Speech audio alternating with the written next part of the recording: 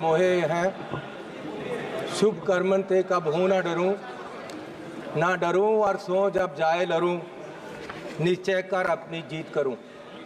माननीय चेयरमैन, मुझे लगता है कि जो ये सरकार वाले हैं 10 साल राज करके एग्जॉस्ट हो गए और अब इनके पास कोई आइडिया नहीं बचा है और कोई सिंसियरिटी भी नहीं है। कितनी महत्वपूर्ण चर्चा देश के बजट पे हो रही है और जब से चर्चा शुरू हुई है मैं देख रहा हूं ना प्रधानमंत्री जी, ना होम मिनिस्टर, ना फाइनेंस मिनिस्टर। आप उस तरफ देखो, उस तरफ देखो, वो खाली कुर्सियों को देखो, ये खाली कुर्सियों को देखो। मंत्री जी बैठे हुए हैं आसपास में, ये खाली कुर्सियों को देखो। मंत्री बैठे हुए हैं, ये उनका इंतजार कर रही है कि कहाँ है हमारा फाइनेंस मिनिस्टर। ये सिंसियरिटी है इनकी मैडम, ये सिंसियरिटी है। जी बैठे हुए हैं, आप लोग थोड़ा सा शांति बना के रखिए। माननीय सदस्य बोल रहे हैं। 10% आदमी नहीं है वहाँ बैठे। कहाँ है इनके मेंबर, कहाँ है प्राइम मिनिस्टर, कहाँ है होम मिनिस्टर, माननीय कहाँ सदस्य है हमारे वित्त मंत्री जिन्होंने बजट पेश किया और उनको हमने बताना है कि बजट में क्या नहीं दिया आपने और क्या दिया। ये सिंसियरिटी है। देश पूछ रहा है, हमारे सब लोग पूछ रहे हैं कि आपकी सरकार की सिंसियरिटी क्या है। स्पीकर साहब, माननीय चेयरमैन जी, मैं जब जीत कर आया सबसे पहले मैंने माननीय श्री अंबेडकर साहब की मूर्ति पे नमन करना चाहा। मैं वहां गया तो वहां मूर्ति नहीं है, वहां से उठाकर पीछे कर दी गई कहीं। लेकिन ये लोग समझ लें कि ये मूर्ति पीछे कर सकते हैं अंबेडकर साहब की, उनकी सोच पीछे नहीं कर सकते, ये उनकी सोच को मार नहीं सकते और उनको इस संविधान जो उन्होंने दिया है उसको बदल नहीं सकते। लोगों ने बता दिया इनको कि आप संविधान नहीं बदल सकते, पूरी मेजॉरिटी नहीं दी इसीलिए इनको। और इसलिए मैं ऐसा चाहूं राज में जहां मिले सभी को अन्न, छोट बड़ो सब सम बसे, रविदास रहे प्रसन्न। माननीय चेयरमैन जी, 22 तारीख को बजट पेश हुआ। मुझे बड़ी खुशी थी कि बजट में जा रहे हैं। पहली बार आया हूं सदन में। जलंधर के लोगों का धन्यवाद है जिन्होंने मुझे यहां खड़ा किया ले आकर, उन वोटरों का धन्यवाद है। मैं नए कपड़े डालकर आया कि बहुत कुछ मिलेगा आज देश में देखने को, बताने को। पंजाब में जाकर मैं और सारे एमपी हमारे प्रेस कॉन्फ्रेंस करेंगे कि देखो क्या क्या मिला, नए कपड़े मिले जैसे आया मैं। लेकिन यहाँ आकर खोदा पहाड़, लिकड़ा चूहा भी नहीं, कुछ नहीं मिला हमें। पूरा मतरई माँ वाला सलूक किया गया हमारे साथ, फेयर डिस्ट्रीब्यूशन ऑफ फंड्स नहीं हुआ। ये सरकार हर नागरिक को बराबर नहीं देख रही है। चश्मा राजनीति वाला लगाया हुआ है, राजनीतिक चश्मे से देखा गया है। अपनी सरकार बचाने का फिक्र है, कुर्सी को पकड़े हुए हैं और ये बजट देश बचाने वाला नहीं है, सिर्फ अपनी सरकार बचाने वाला है। पंजाब में जो बाढ़ आई इनको दिखी नहीं।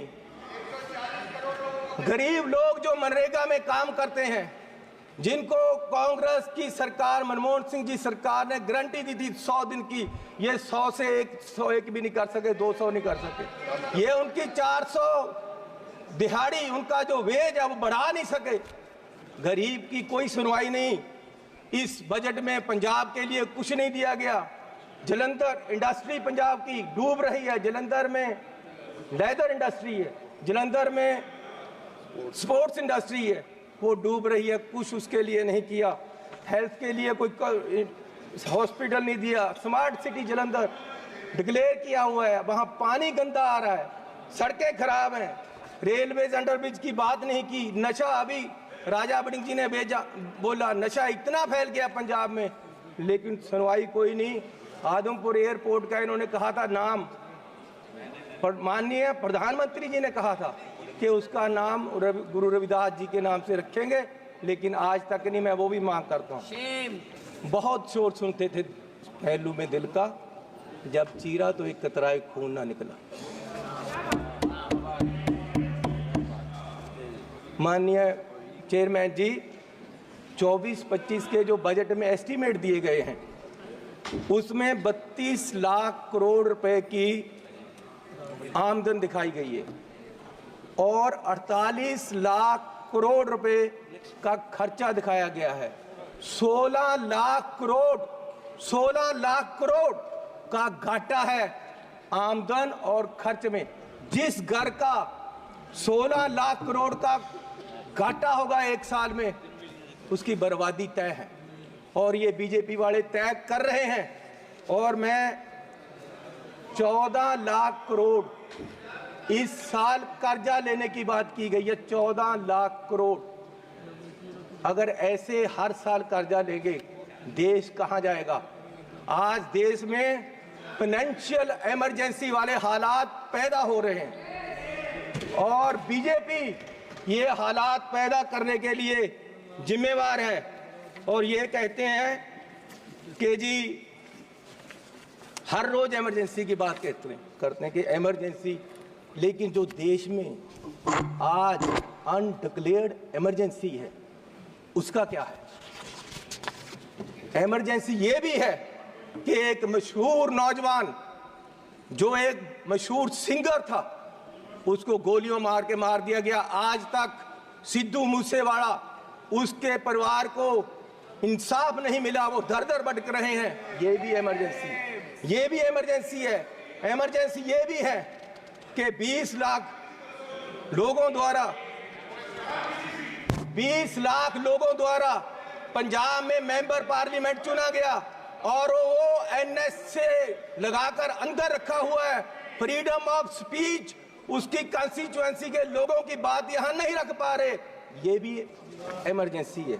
इमरजेंसी ये भी है कि विपक्ष के व्यक्तियों को केंद्रीय एजेंसियां कार्रवाई करने के लिए छोड़ दी जाती, उनको अंदर रखा जाता है, ये भी इमरजेंसी है। इमरजेंसी ये भी है कि हजारों किसान, उनको खालिस्तानी कहा जाता है जब वो अपनी मांग रखते हैं। अरे पंजाब कोई देश की धरती नहीं है, पंजाब हमारे देश की धरती है।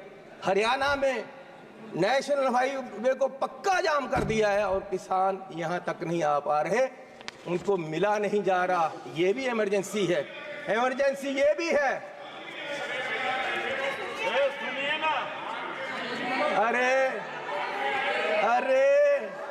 अरे फीलिंग ले लो, गद्दारी का मूल्य मिला है आपको, इसकी फीलिंग ले लो, अच्छा लग रहा है।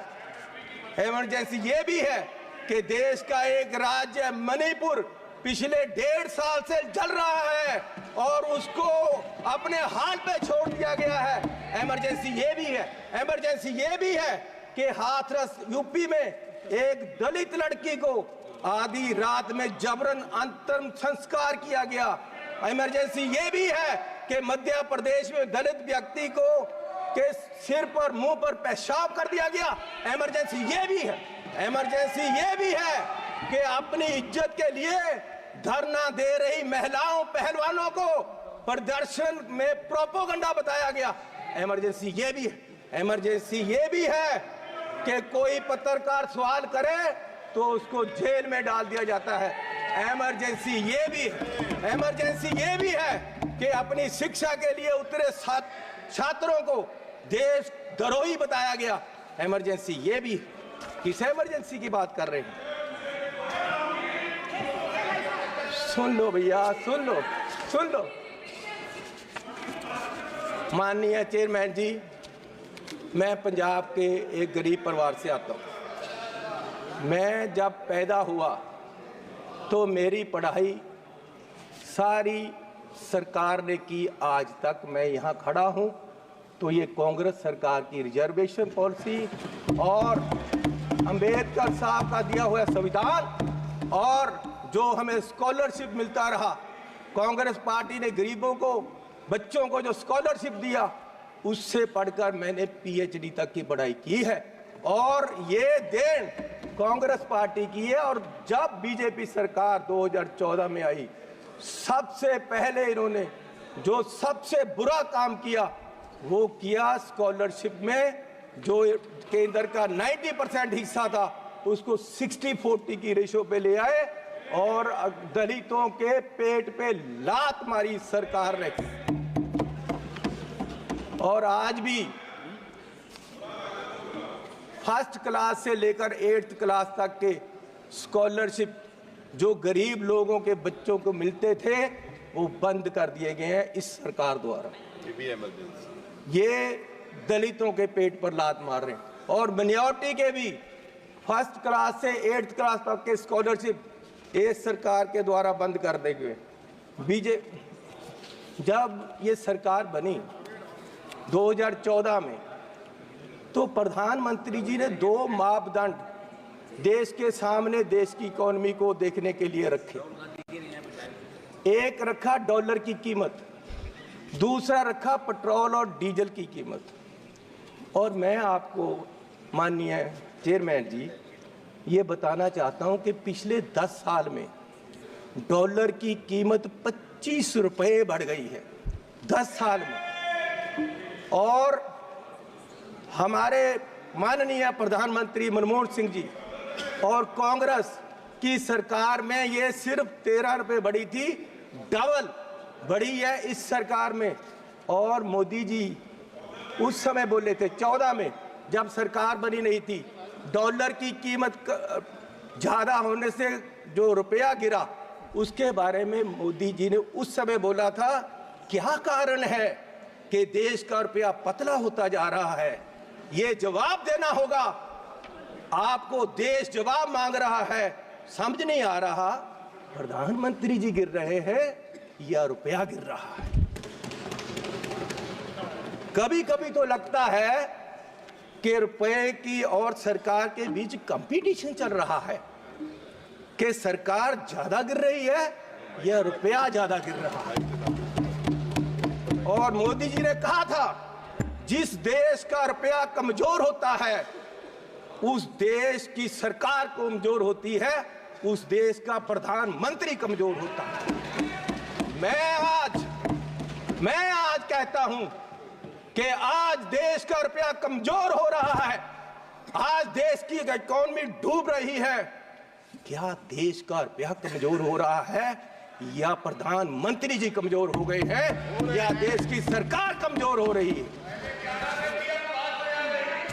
दूसरा, पेट्रोल की कीमतें इन्होंने कहा, प्रधानमंत्री जी ने 2014 में कि पेट्रोल की कीमतें बढ़ रही हैं और मनमोहन सिंह जी को कोई फर्क नहीं पड़ रहा, देश डूब रहा है। तो पिछले 10 सालों में पेट्रोल की कीमतें 23 रुपये बढ़ गई हैं। पिछले 10 सालों में पेट्रोल की कीमत, डीजल की कीमतें 35 रुपये बढ़ गई हैं, जबकि पिछले जो मनमोहन सिंह का समय था उससे क्रूड ऑयल की कीमत $20 प्रति बैरल कम हो गई है। तो मैं पूछना चाहता हूं कि ये पेट्रोल बढ़ रहा है या आपकी कंपनियों की, आपके आमदनियों की आमदन बढ़ रही है? क्या बढ़ा रहे हो?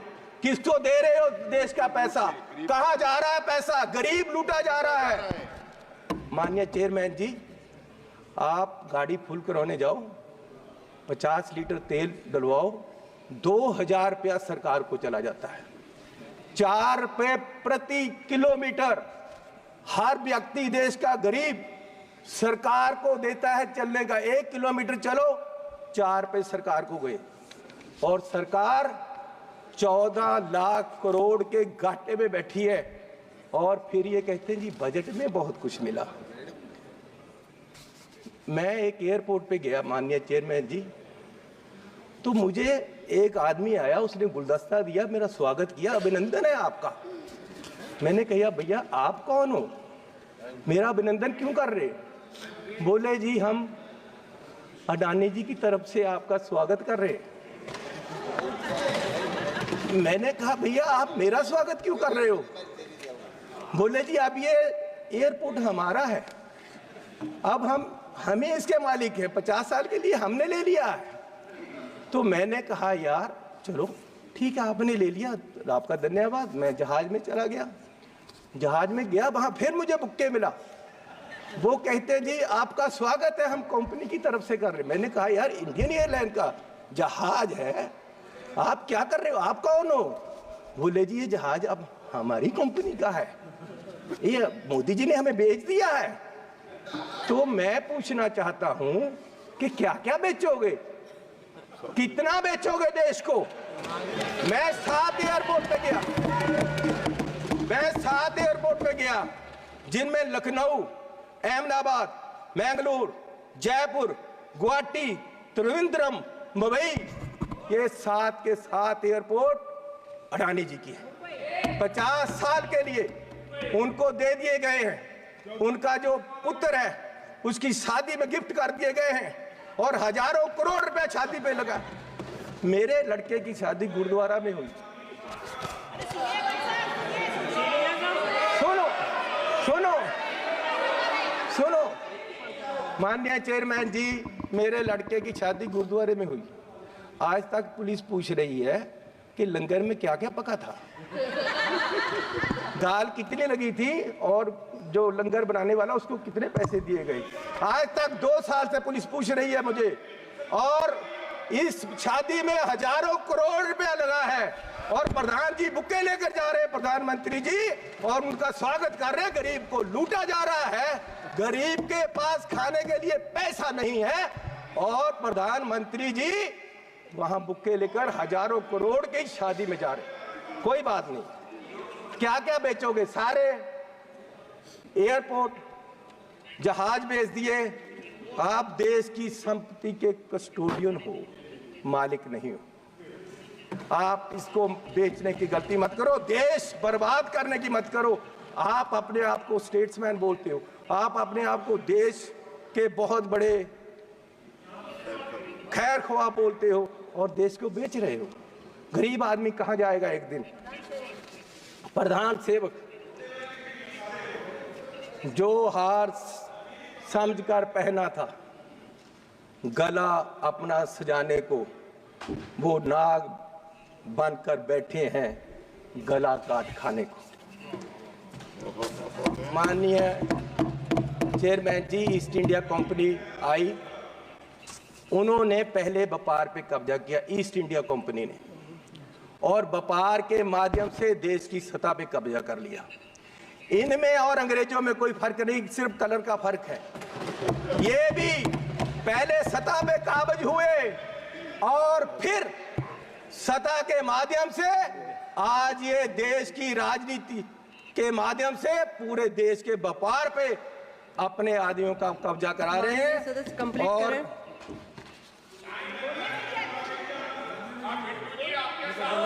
मैं बस एक बात करके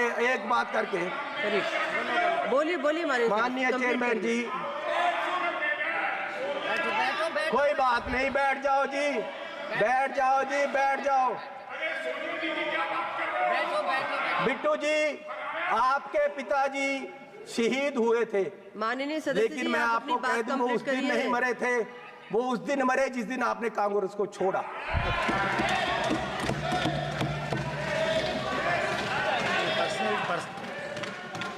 आज देश माननीय राहुल गांधी जी की तरफ देख रहा है। मैं आग्रह कर रही हूँ माननीय चेयरमैन जी, आप वो मुझे तंग कर रहे हैं जी, उनको बोलो बैठे। इनको बुलाइए। वो पंजाब से आए तो इसका मतलब ये नहीं कि मुझे तंग करते रहे। माननीय सदस्य सुनील तटकरे माननीय जी, चेयरमैन जी, मैं आपसे निवेदन करना चाहता हूँ कि उन्होंने आप मेरा नाम लिया। मेरे दादाजी सरदार बेअंत सिंह जी, उन्होंने कुर्बानी देश के लिए दी, कांग्रेस के लिए नहीं दी, देश के लिए दी। और ये इस चन्नी की ये अपनी जायदाद पूछे इनको, ये आप गरीबी की बात कर रहे हैं। अगर सारे पंजाब से सबसे अमीर आदमी ये ना हो और सबसे करप्ट ना हो, मैं अपना नाम बदल दूंगा। हजारों करोड़ का मालिक ये चरणजीत चन्नी है। और ये गोरा किसको कह रहे हैं? मैं माननीय सदस्य से सोनिया आग्रह गांधी कर जी, रही हूँ, वो व्यक्तिगत कहाँ के हैं ये कोई भी पहले विषय यहाँ न बताएं। रखें। भाई सोनिया गांधी जी कहाँ के हैं? ये सबसे मीटू में, ये सारे केसों में ये सबसे करप्ट ये।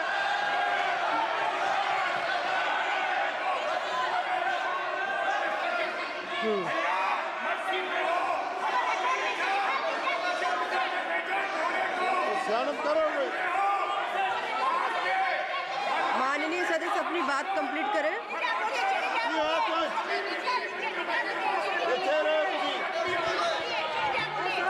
मैं बोलूंगा, सही पार्टी में रहे। माननीय चेयरमैन जी, आपका धन्यवाद। माननीय चेयरमैन जी, बैठो राजा। अरे बोलूंगा। उसको बिठाओ, अपने आदमी बिठाओ। माननीय चेयरमैन जी, मैं लास्ट बात करके बैठ जाना है और मैं सिर्फ ये बात करना चाहता हूं कि आज, अरे सुनो भैया,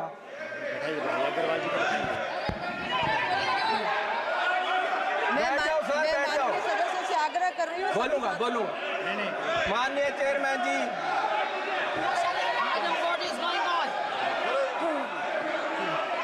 मैडम, ये क्या हो रहा है? उनको बोलने को देते हैं। मैं माननीय सदस्य से आग्रह कर रही हूँ, आप सब अपने अपने स्थान पर बैठे। मैडम 2 बजे तक उठाइए, 2 बजे तक। सभा की कार्यवाही 2 बजे तक स्थगित की जाती है। आपने जैसा बोला है, हम आपका सम्मान करना हमारी ड्यूटी है और हम करेंगे। और आप हाउस के कस्टोडियन हो, आपकी हर बात पे माने। और सर, मैंने बस में फिजिकल डेफिसिट के बारे में बोला है, गिर रही रुपए की कीमत के बारे में बोला है, पेट्रोल डीजल से ज़्यादा कीमतों के कारण बढ़ रही महंगाई के बारे में बोला है, गरीबों के लिए इस बजट में कुछ नहीं दिया गया वो बोला है, दलित वर्ग को इग्नोर किया गया है, महिलाओं को इग्नोर किया गया है, लगभग पूरे देश को, कुछ राज्यों को भी उनको भी दिया नहीं गया, सिर्फ पॉलिटिकली लुभाया गया है, उनको कुछ नहीं मिला एक्चुअली में, तो उसके बारे में बोला है। मैं पूरा कोशिश कर रहा हूं और कोशिश करता हूं और रहूंगा, जो बोलूंगा वो कानून के दायरे में रहकर। पिछले माननीय स्पीकर साहब, आज देश श्रीमान राहुल गांधी जी की तरफ देख रहा है। अलग अलग वर्ग के लोग उनको आकर मिल रहे हैं और अपनी समस्याएं बता रहे हैं। और कल किसान ऑर्गेनाइजेशंस इकट्ठी होकर उनके पास आई और उन्होंने और इंडिया अलायंस ने की तरफ से अपना पूरा उनकी जो डिमांड्स है उसका भरोसा दिया है। और इंडिया अलायंस कांग्रेस पार्टी आज किसानों की जो डिमांड्स हैं उनके साथ है, उनके पूरा उनके साथ खड़ा। माननीय स्पीकर साहब, किसान मांग क्या रहे हैं? बजट में वो चीज़ें नहीं आई। किसानों से वादा किया गया था, जब यहाँ एजिटेशन हुआ जिसमें 736 लोग मरे, शहीद हुए, पंजाब सरकार, कांग्रेस की सरकार जिसमें मैं मुख्यमंत्री था, 736 परिवारों को नौकरियां दी गई। जितने लोग एजिटेशन में मरे सबको हमने नौकरी दी और साथ में 5 लाख रुपया उनके परिवारों को कंपनसेट किया। लेकिन आज तक केंद्र सरकार ने उनकी तरफ देखा तक नहीं। माननीय स्पीकर साहब, आज किसान वो चीज़ मांग रहे हैं जिसकी केंद्र सरकार ने उनके साथ कमिटमेंट की है लिखती, कि हम आपको एमएसपी की लीगल गारंटी देंगे। क्यों नहीं दी जा रही? और किसान चाहता क्या है? ऑथेंटिकेट करें और एकदम गलत बोल रहे हैं, टोटली बेबुनियाद बात बोल रहे हैं।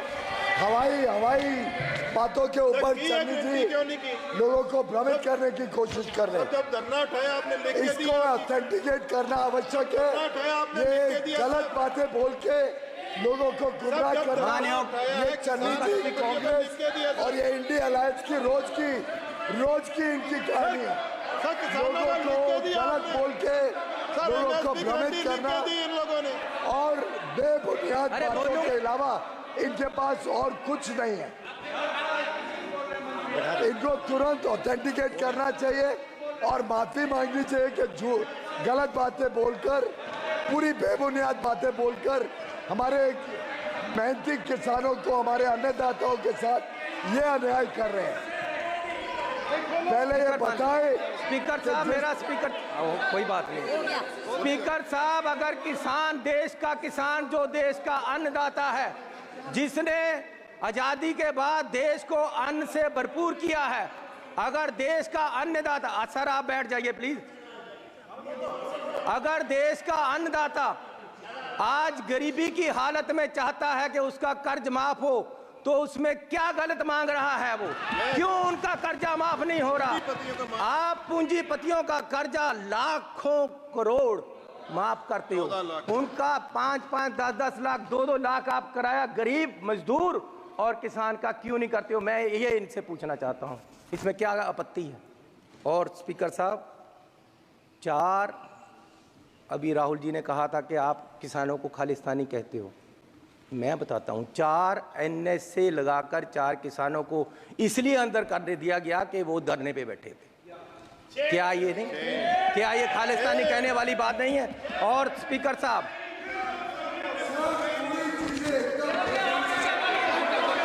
आपको क्या आपत्ति है?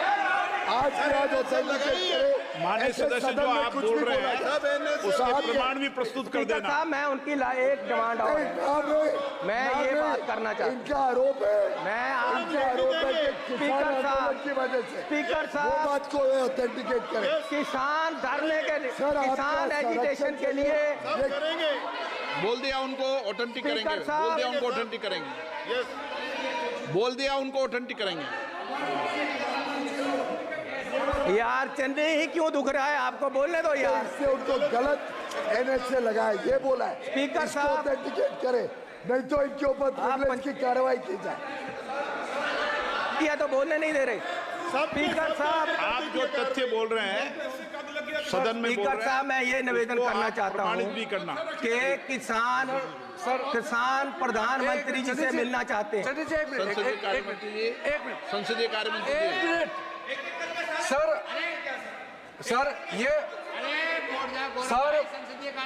पार्लियामेंट्री सिस्टम सबको मालूम है, एक दूसरे को पाठ पढ़ाने का नहीं है। सुनो सर, देखिए,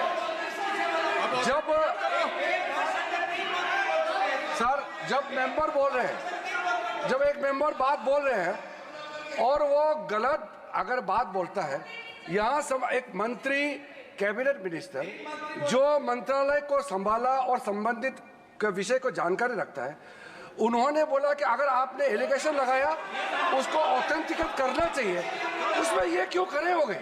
मुझे समझ में नहीं आया। ये पार्लियामेंट्री सिस्टम होता है, अगर कोई मेंबर गलत बयान देता है तो यहाँ से ट्रेजरी बेंच से उसको ऑथेंटिकेशन मांगना, ये तो एक परंपरा है। ये पूरा कांग्रेस वाला क्यों खड़े हो गए? और वैसे भी सदन में इतना बड़ा झूठ बोलना, वो तो पहले मुख्यमंत्री भी थे, क्यों गलत बात रखा है? प्रिविलेज में इसका रेफर होना चाहिए। इन्होंने गलत बात इस सदन में रखा है और गुमराह करने का कोशिश किया है, ये गलत बात है। इसको बीजेपी और पूरे सदन की ओर से मांग करता हूँ कि प्रिविलेज में मैटर रेफर होना चाहिए। ऐसा सदन को गुमराह हवा में बात करके आप सदन को आप गलत डायरेक्शन में नहीं ले जा सकते, गलत बात नहीं बोल सकते यहाँ पे। स्पीकर साहब, किसान प्रधानमंत्री जी को सरकार को मिलना चाहता है। वो पंजाब से चले हैं और उनको 1 मिनट आपके बोल। अरे भैया बैठ जाओ।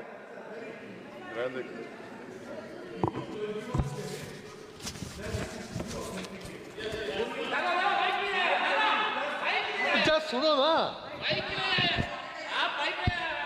स्पीकर साहब, एक minute to authenticate, but it should be into his knowledge. Lok Sabha में ऑथेंटिकेटेड नहीं होता है, ये राज्यसभा में होता है। ये उनका जानने का विषय है। It is not authenticated in parliament, so he is not aware of the fact. He should withdraw. क्या बोल रहे हैं आप?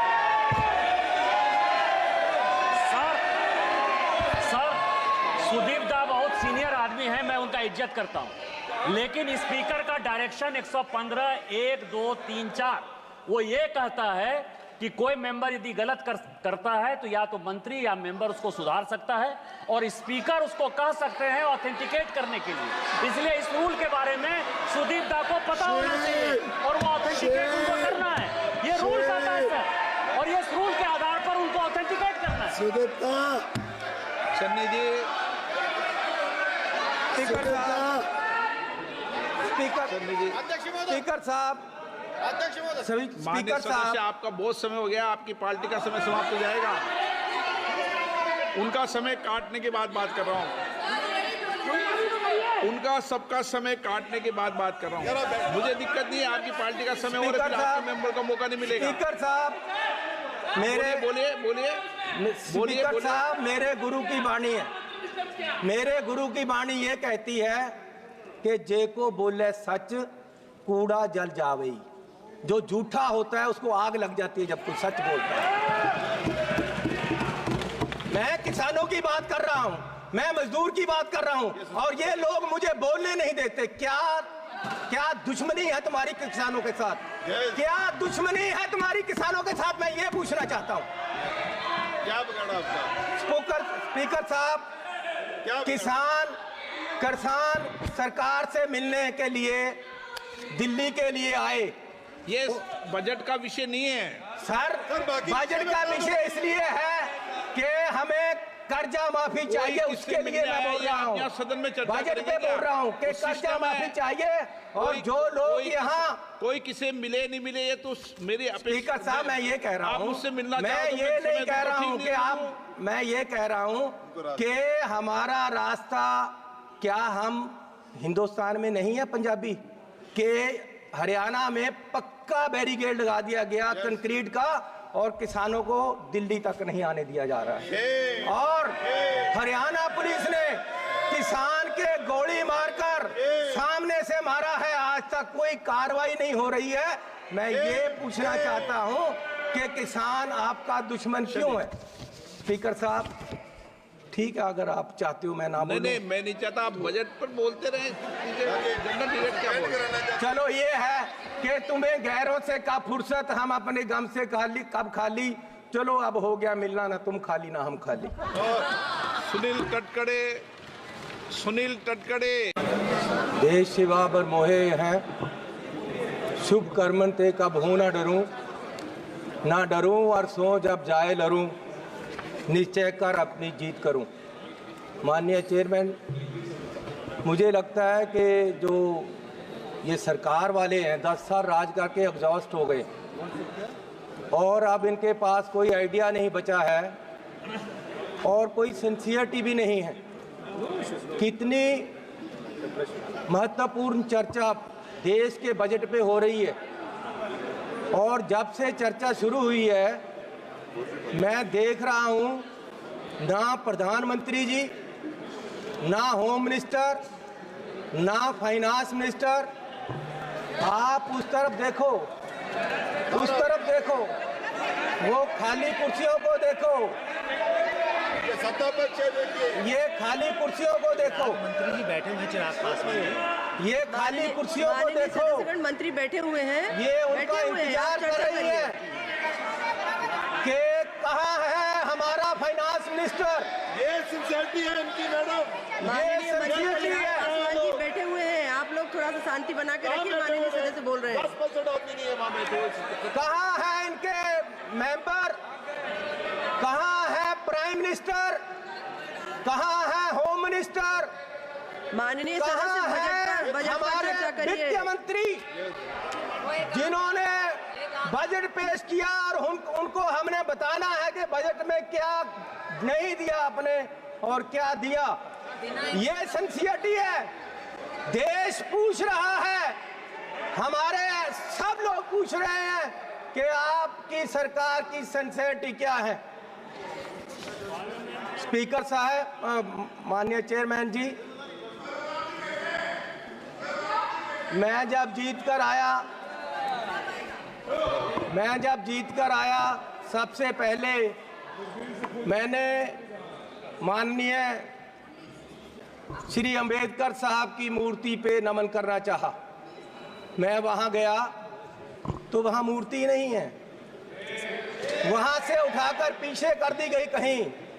लेकिन ये लोग समझ लें कि ये मूर्ति पीछे कर सकते हैं अंबेडकर साहब की, उनकी सोच पीछे नहीं कर सकते, ये उनकी सोच को मार नहीं सकते और उनको इस संविधान जो उन्होंने दिया है उसको बदल नहीं सकते। लोगों ने बता दिया इनको कि आप संविधान नहीं बदल सकते, पूरी मेजॉरिटी नहीं दी इसीलिए इनको। और इसलिए मैं ऐसा चाहूं राज में जहां मिले सभी को अन्न, छोट बड़ो सब सम बसे, रविदास रहे प्रसन्न। माननीय चेयरमैन जी, 22 तारीख को बजट पेश हुआ। मुझे बड़ी खुशी थी कि बजट में जा रहे हैं, पहली बार आया हूं सदन में। जलंधर के लोगों का धन्यवाद है जिन्होंने मुझे यहां खड़ा किया ले आकर, उन वोटरों का धन्यवाद है। मैं नए कपड़े डालकर आया कि बहुत कुछ मिलेगा आज देश में देखने को, बताने को। पंजाब में जाकर मैं और सारे एमपी हमारे प्रेस कॉन्फ्रेंस करेंगे कि देखो क्या क्या मिला, नए कपड़े मेले जैसे आया मैं। लेकिन यहाँ आकर खोदा पहाड़ लिकड़ा चूहा भी नहीं, कुछ नहीं मिला हमें। पूरा मतरई मावाला सलूक किया गया हमारे साथ, फेयर डिस्ट्रीब्यूशन ऑफ फंड्स नहीं हुआ। ये सरकार हर नागरिक को बराबर नहीं देख रही है। चश्मा राजनीति वाला लगाया हुआ है, राजनीतिक चश्मे से देखा गया है। अपनी सरकार बचाने का फिक्र है, कुर्सी को पकड़े हुए हैं। और ये बजट देश बचाने वाला नहीं है, सिर्फ अपनी सरकार बचाने वाला है। पंजाब में जो बाढ़ आई इनको दिखी नहीं। गरीब लोग जो मनरेगा में काम करते हैं, जिनको कांग्रेस की सरकार, मनमोहन सिंह जी सरकार ने गारंटी दी थी 100 दिन की, ये 100 से 101 भी नहीं कर सके, 200 नहीं कर सके। ये उनकी 400 दिहाड़ी, उनका जो वेज है वो बढ़ा नहीं सके। गरीब की कोई सुनवाई नहीं। इस बजट में पंजाब के लिए कुछ नहीं दिया गया।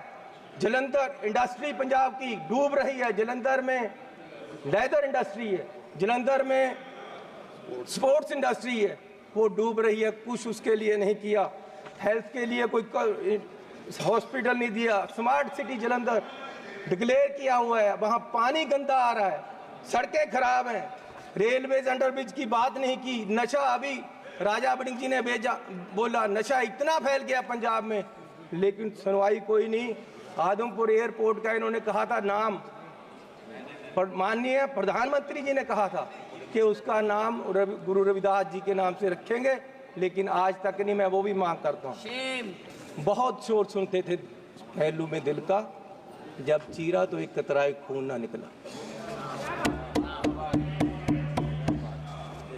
माननीय चेयरमैन जी, 24-25 के जो बजट में एस्टीमेट दिए गए हैं, उसमें 32 लाख करोड़ रुपए की आमदन दिखाई गई है और 48 लाख करोड़ रुपए का खर्चा दिखाया गया है।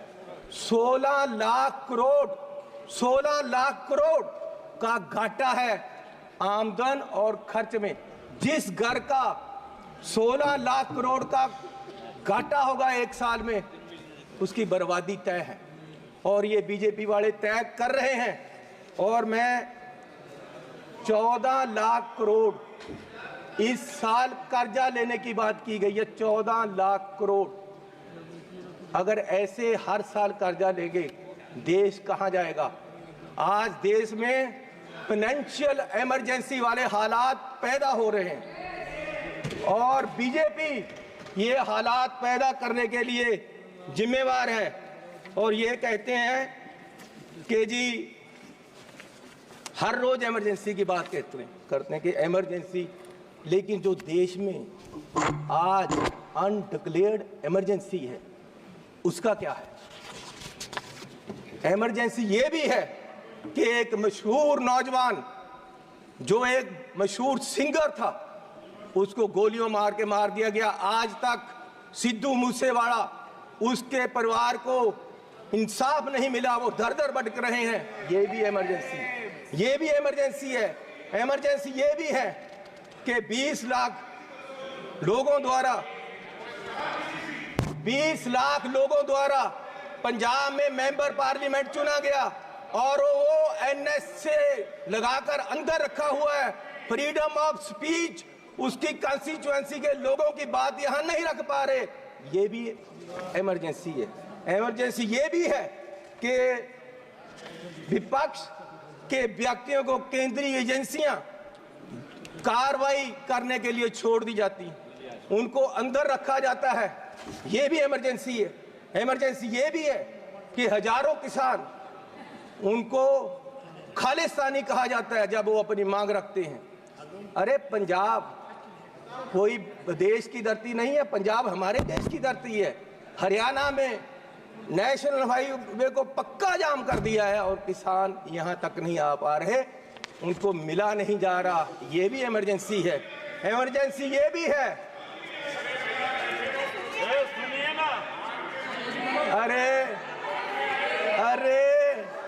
अरे फीलिंग ले लो, फीलिंग ले लो।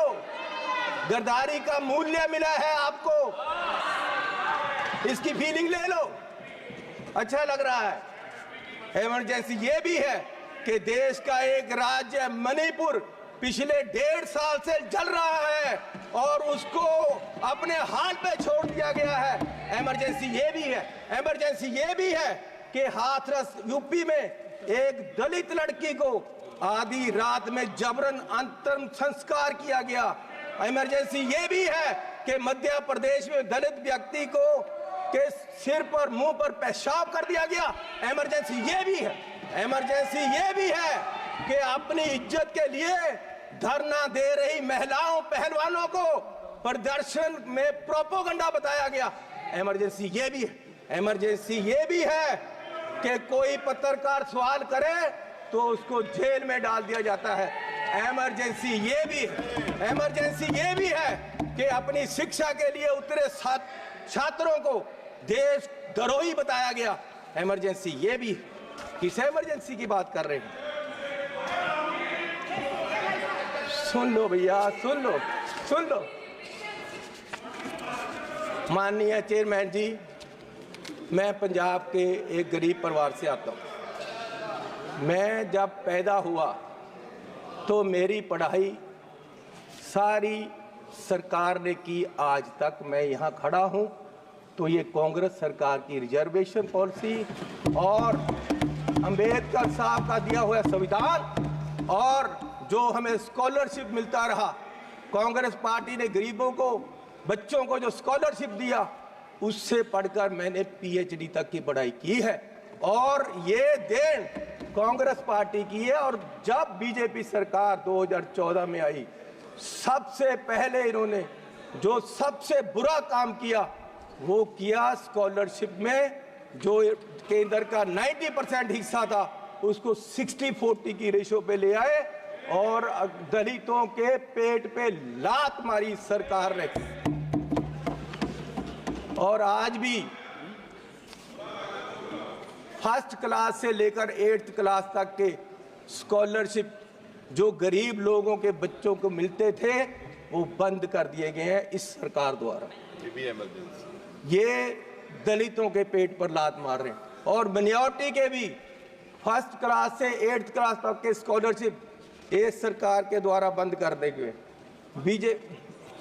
जब ये सरकार बनी 2014 में तो प्रधानमंत्री जी ने 2 मापदंड देश के सामने देश की इकोनॉमी को देखने के लिए रखे। एक रखा डॉलर की कीमत, दूसरा रखा पेट्रोल और डीजल की कीमत।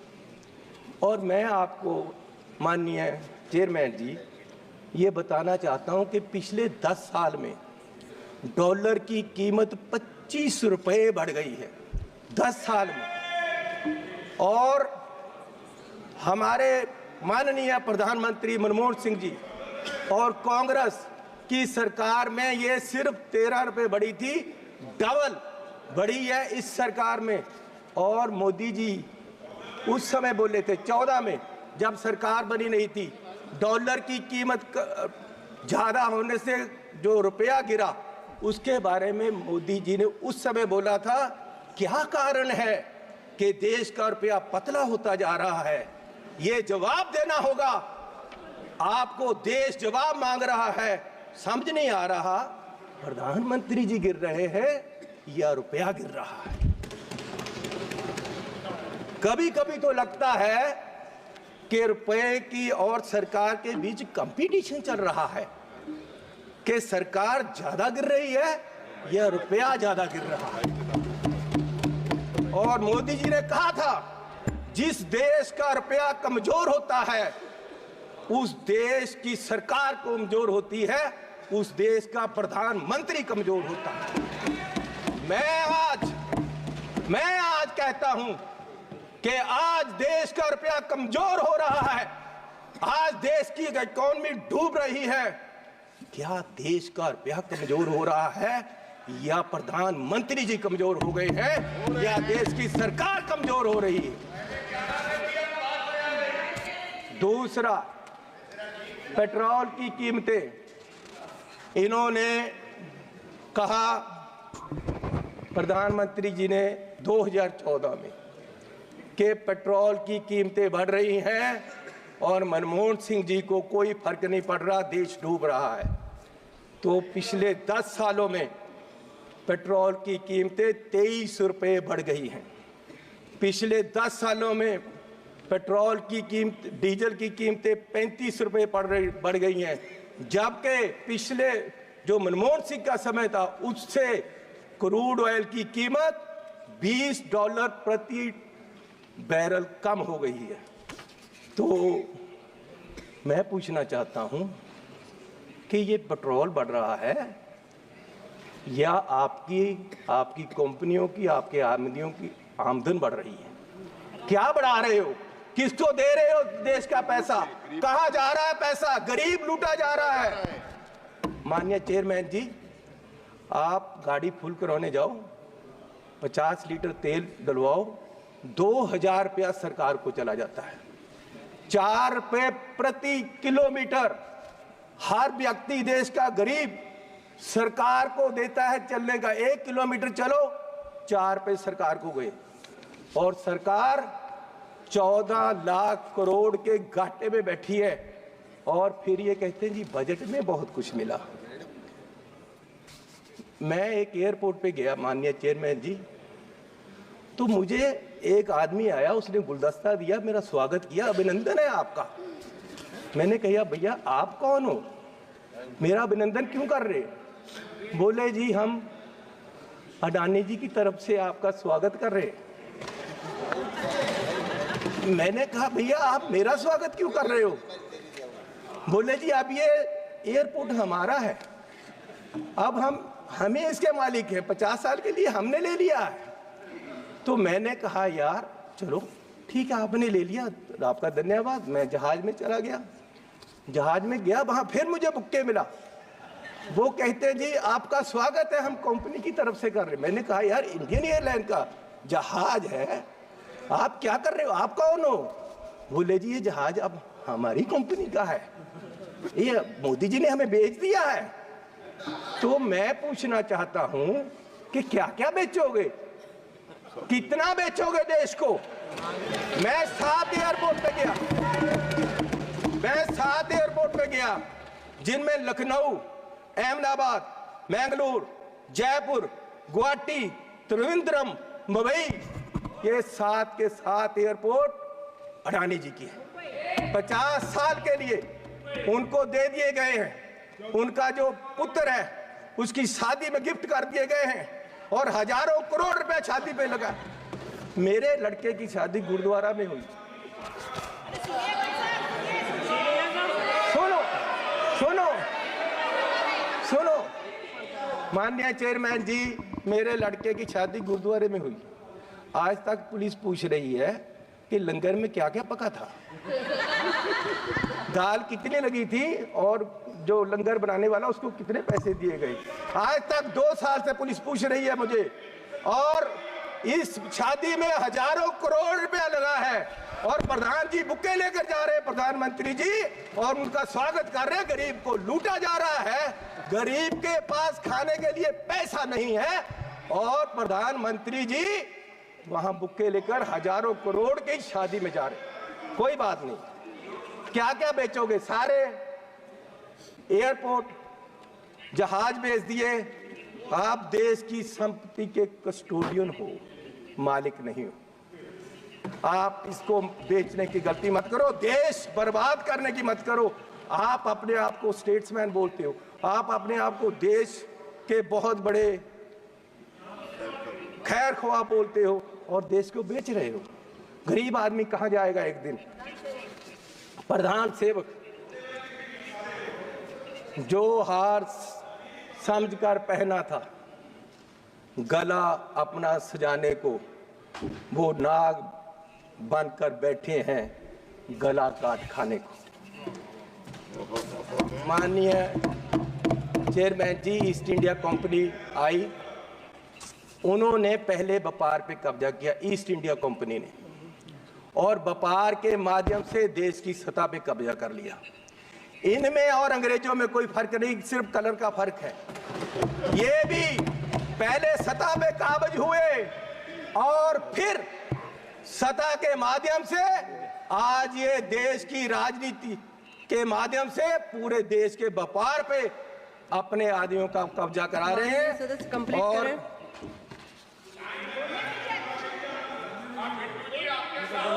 मैं बस एक बात करके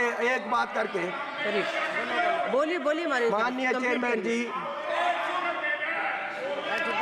कोई बात नहीं, बैठ जाओ जी, बैठ जाओ। बिट्टू जी, आपके पिताजी शहीद हुए थे, माननीय सदस्य, लेकिन मैं आपको कह दूं वो उस दिन नहीं मरे थे, वो उस दिन मरे जिस दिन आपने कांग्रेस को छोड़ा।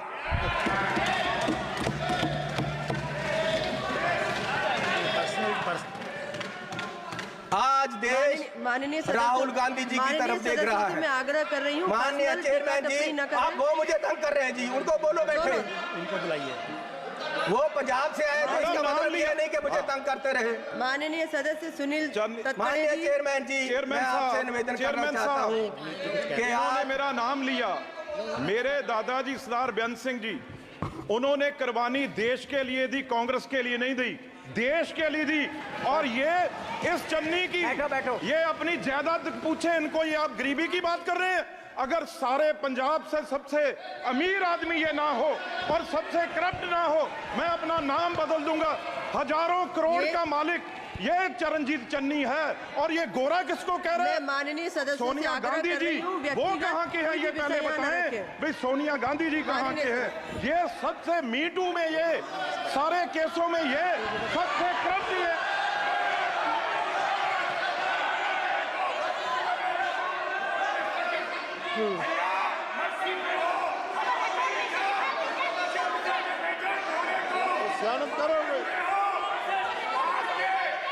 माननीय सदस्य अपनी बात कंप्लीट करें।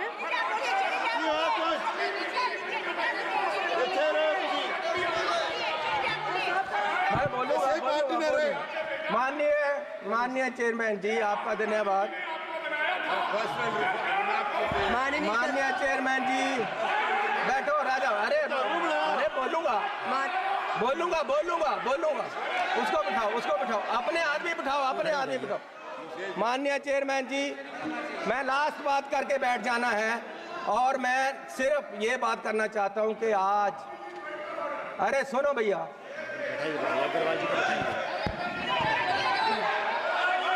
मैं माननीय सदस्य से आग्रह कर रही हूँ। बोलूंगा माननीय chairman ji, What is going on? Madam ये क्या हो रहा है? उनको बोल मैं माननीय सदस्य से आग्रह कर रही हूँ, आप सब अपने अपने स्थान पर बैठे।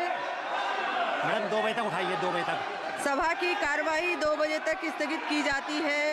आपने जैसा बोला है, हम आपका सम्मान करना हमारी ड्यूटी है और हम करेंगे, और आप हाउस के कस्टोडियन हो, आपकी हर बात पे माने।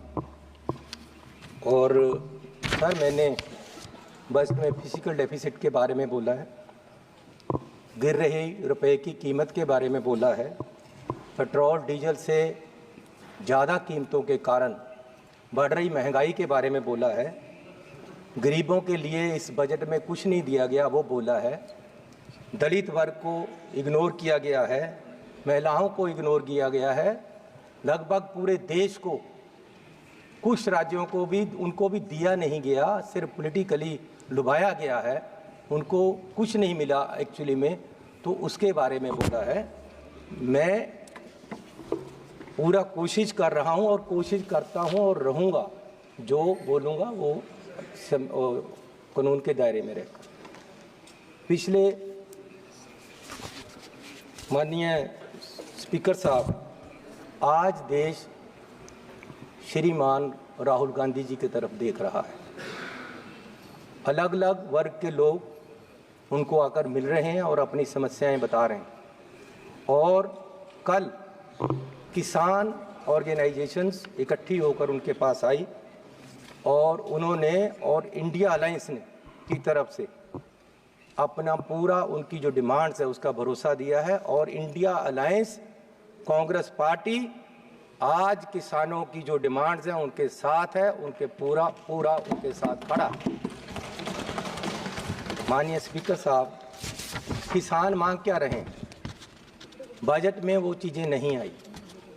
किसानों से वादा किया गया था, जब यहाँ एजिटेशन हुआ जिसमें 736 लोग मरे, शहीद हुए, पंजाब सरकार, कांग्रेस की सरकार जिसमें मैं मुख्यमंत्री था, 736 परिवारों को नौकरियां दी गई।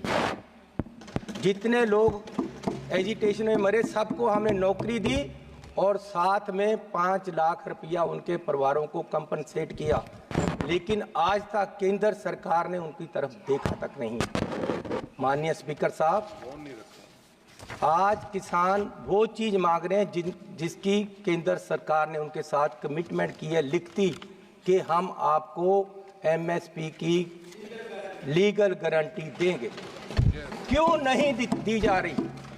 और किसान चाहता क्या है? ऑथेंटिकेट करें, और एकदम गलत बोल रहे हैं, टोटली बेबुनियाद बात बोल रहे हैं। हवाई बातों के ऊपर चन्नी जी लोगों को भ्रमित करने की कोशिश कर रहे हैं। जब धरना उठाया आपने लिख के इसको ऑथेंटिकेट करना आवश्यक है। ये गलत बातें बोल के लोगों को गुमराह करना, ये चन्नी जी, कांग्रेस और ये इंडिया अलायंस की रोज की इनकी कहानी है। लोगों को गलत बोल के लोगों को भ्रमित करना और बेबुनियाद बातों के अलावा इनके पास और कुछ नहीं है। इनको तुरंत ऑथेंटिकेट करना चाहिए और माफी मांगनी चाहिए कि गलत बातें बोलकर, पूरी बेबुनियाद बातें बोलकर हमारे मेहनती किसानों को, हमारे अन्नदाताओं के साथ ये अन्याय कर रहे हैं। पहले ये बताएं स्पीकर साहब, मेरा स्पीकर, कोई बात नहीं। स्पीकर साहब, अगर किसान, देश का किसान जो देश का अन्नदाता है, जिसने आजादी के बाद देश को अन्न से भरपूर किया है, अगर देश का अन्नदाता, सर आप बैठ जाइए प्लीज, अगर देश का अन्नदाता आज गरीबी की हालत में चाहता है कि उसका कर्ज माफ हो, तो उसमें क्या गलत मांग रहा है वो? क्यों उनका कर्जा माफ नहीं हो रहा? आप पूंजीपतियों का कर्जा लाखों करोड़ माफ करते हो, उनका 5-5, 10-10 लाख, 2-2 लाख आप कराया गरीब मजदूर और किसान का क्यों नहीं करते हो? मैं ये इनसे पूछना चाहता हूं, इसमें क्या आपत्ति है? और स्पीकर साहब, 4 अभी राहुल जी ने कहा था कि आप किसानों को खालिस्तानी कहते हो। मैं बताता हूं, 4 NSA लगाकर 4 किसानों को इसलिए अंदर कर दे दिया गया कि वो धरने पे बैठे थे। क्या ये नहीं, क्या ये खालिस्तानी कहने वाली बात नहीं है? और स्पीकर साहब,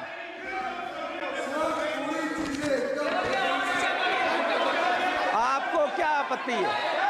आज की आज माननीय सदस्य जो आप बोल रहे हैं उसके प्रमाण भी प्रस्तुत कर देना। साहब, मैं उनकी एक डिमांड और मैं ये बात करना चाहता हूँ। इनका आरोप है, मैं इनका आरोप है कि स्पीकर साहब की वजह से स्पीकर साहब वो बात को ऑथेंटिकेट करें। किसान धरने के लिए, सर, किसान आपका एजिटेशन के लिए बोल दिया उनको ऑथेंटिक करेंगे, बोल दिया उनको ऑथेंटिक करेंगे, बोल दिया उनको ऑथेंटिक करेंगे। यार चंदे ही क्यों दुख रहा है? आपको बोलने दो यार। इससे उनको गलत NSA लगाए, ये बोला है। स्पीकर साहब ऑथेंटिकेट करे, नहीं तो इनके ऊपर प्रिविलेज की कार्रवाई की जाए। किया तो बोलने नहीं दे रहे। स्पीकर साहब, आप जो तथ्य बोल रहे हैं सदन में, स्पीकर साहब, मैं ये निवेदन करना चाहता हूँ भी करना कि किसान प्रधानमंत्री जी से मिलना चाहते हैं। संसदीय कार्य मंत्री सर पार्लियामेंट्री सिस्टम सबको मालूम है, एक दूसरे को पाठ पढ़ाने का नहीं है। सुनो सर, देखिए,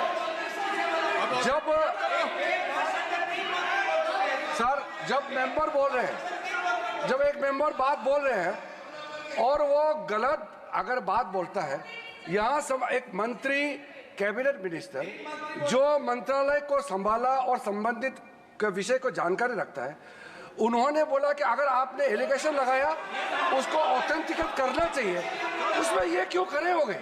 मुझे समझ में नहीं आया।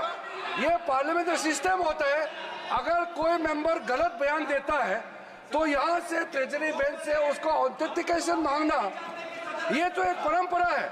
ये पूरा कांग्रेस वाला क्यों खड़े हो गए? और वैसे भी सदन में इतना बड़ा झूठ बोलना, वो तो पहले मुख्यमंत्री भी थे, क्यों गलत बात रखा है? प्रिविलेज में इसका रेफर होना चाहिए। इन्होंने गलत बात इस सदन में रखा है और गुमराह करने का कोशिश किया है, ये गलत बात है। इसको बीजेपी और पूरे सदन की ओर से मांग करता हूँ कि प्रिविलेज में मैटर रेफर होना चाहिए।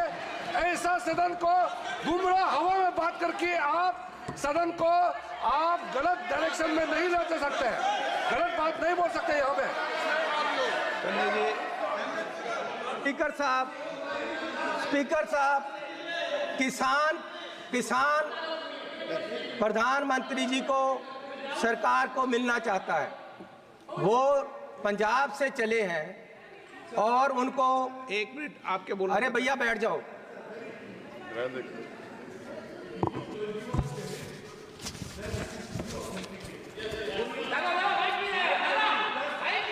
सुनो ना स्पीकर साहब, एक minute to authenticate, but it should be into his knowledge. Lok Sabha में ऑथेंटिकेटेड नहीं होता है, ये राज्यसभा में होता है। ये उनका जानने का विषय है। It is not authenticated in parliament, so he is not aware of the fact, he should withdraw. क्या बोल रहे हैं?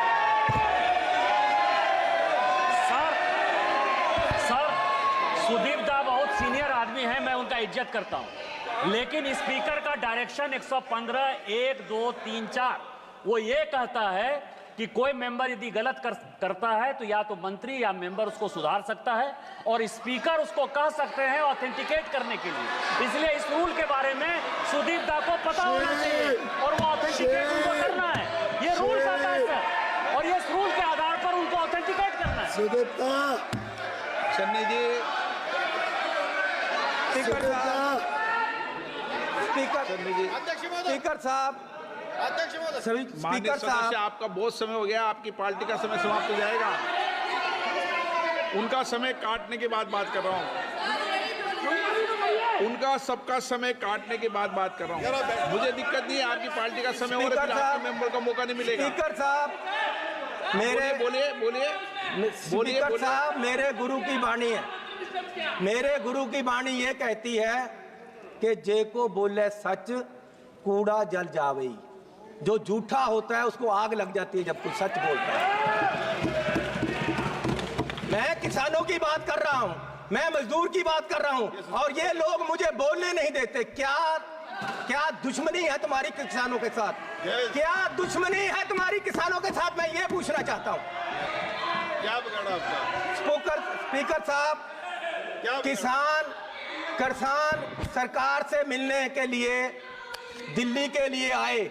ये बजट का विषय नहीं है सर, बजट का विषय इसलिए है कि हमें कर्जा माफी चाहिए, उसके लिए मैं बोल रहा हूँ। सदन में चर्चा बजट पे बोल रहा हूँ कि कर्जा माफी चाहिए, और जो लोग यहाँ कोई किसे मिले नहीं मिले ये तो मेरी स्पीकर साहब, मैं ये कह रहा हूँ, मुझसे मिलना मैं ये नहीं कह रहा हूँ कि आप, मैं ये कह रहा हूँ कि हमारा रास्ता, क्या हम हिंदुस्तान में नहीं है पंजाबी के हरियाणा में पक्का बैरिकेड लगा दिया गया कंक्रीट का, और किसानों को दिल्ली तक नहीं आने दिया जा रहा है। और हरियाणा पुलिस ने किसान के गोली मारकर सामने से मारा है, आज तक कोई कार्रवाई नहीं हो रही है।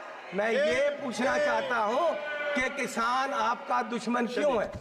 स्पीकर साहब, ठीक है, अगर आप चाहते हो मैं ना बोलूं। नहीं, मैं नहीं चाहता, आप बजट पर बोलते रहे। जनरल डिबेट क्या बोल रहे हैं? चलो ये है कि तुम्हें गैरों से कब फुर्सत, हम अपने गम से कब खाली।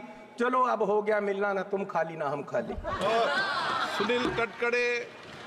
सुनील तटकड़े देश